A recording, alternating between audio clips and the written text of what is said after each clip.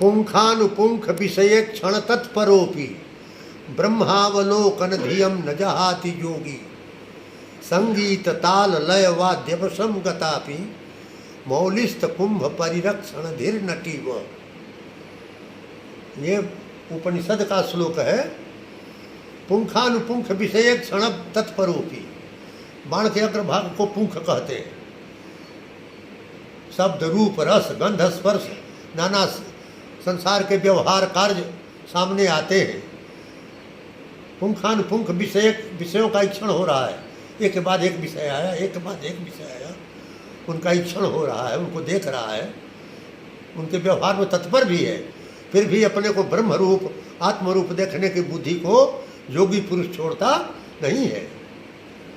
संगीत ताल लय वाद्य वशम गतापि, संगीत ताल लय और वाद्य माने बाजा, इसके अनुसार नाचने वाली, इसके बस में गई हुई नाचने वाली नर्तकी जो है, नाचने वाली सिर पर रखे रहती है। किसको? गगरी को। सिर पर गगरी को रखी है और संगीत ताल लय बाजा के अनुसार नाच रही है, थिरक रही है। लेकिन उसका ध्यान कहाँ रहता है? नागरी के चित गागरी में उसका ध्यान रहता है, गगरी कहीं गिर न जाए।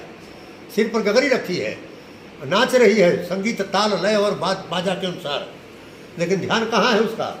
गगरी गिर न जाए, नहीं तो सब कला कौशल समाप्त हो जाएगा। उसी तरह से पुंखानुपुंख विषय क्षण तत्परोपि, एक के बाद एक विषय आ रहा है, संसार के अनेक कार्य व्यवहार आ रहे हैं, फिर भी योगी पुरुष जो है अपने को आत्मरूप ब्रह्मरूप देखने की बुद्धि को छोड़ता नहीं है।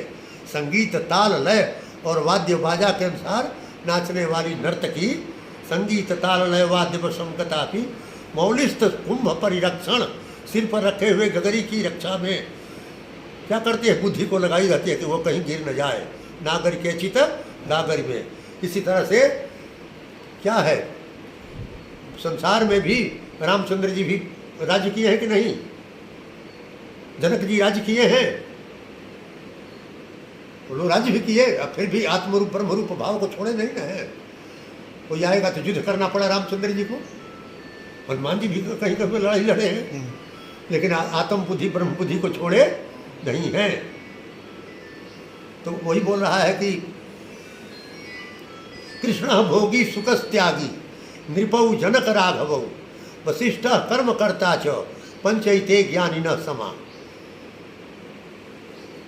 कृष्ण भगवान का बाहरी रूप भोगी का है, 16,000 रानियां रखे हैं, सबके साथ खेल भी कर रहे हैं, रासलीला भी कर रहे हैं, फिर भी आत्मभाव ब्रह्म भाव उनका गया नहीं है।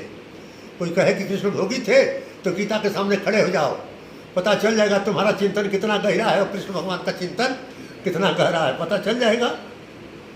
तो कृष्ण का बाहरी रूप भोगी का है, इतनी रानियों को रखना। सुखस त्यागी, सुखदेव जी नाभि भी नहीं काटी गई, गर्भ से निकले चल दिए। उनका बाहरी रूप क्या है? त्यागी का है, पेट से निकले चल दिए जंगल।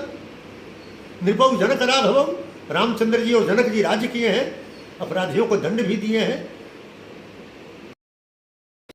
शासन व्यवस्था देखेगा तो राज्य भी चलाए हैं जनक जी और रामचंद्र जी।